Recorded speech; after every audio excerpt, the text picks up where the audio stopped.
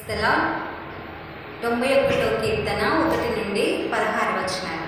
మహోన్నతుని చాటున నివసించువాడే, సర్వశక్తిని నీడను విశ్రమించువాడు.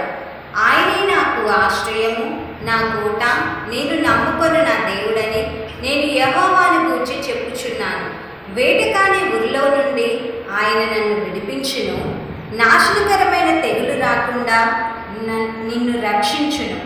ఆయన తన రెక్కలతో నిన్ను కప్పును. ఆయన రెక్కల క్రింద నీకు ఆశ్రయము కలుగును.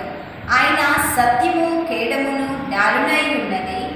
రాత్రివేళ కలుగు భయమునకైనను, పగటివేళ ఎగురు బాణమునకైనను, చీకటిలో సంచరించు తెగులునకైనను, మధ్యాహ్నమందు పాడు చేయి రోగమునకైనను నీవు భయపడకుందువు.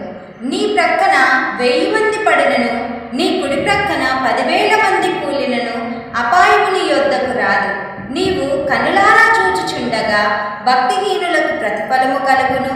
యెహోవా, నీవే నా ఆశ్రయము అని నీవు మహోన్నతుడైన దేవుని నీకు నివాస స్థలముగా చేసుకొని ఉన్నావు. నీకు అపాయమేమియో రాదు, ఏ తెగులును నీ గుడారమును సమీపించదు. నీ మార్గములన్నిటిలో నిన్ను కాపాడుటకు ఆయన నిన్ను గూర్చి తన దూతలను ఆజ్ఞాపించును. నీ పాదములకు రాయి తగులకుండా వారు నిన్ను తమ చేతుల మీద ఎత్తిపట్టుకొందురు.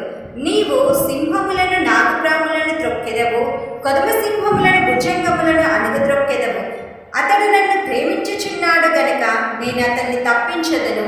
అతడు నా నామం నెరిగినవాడు గనుక నేను అతన్ని ఘనపరచెదను.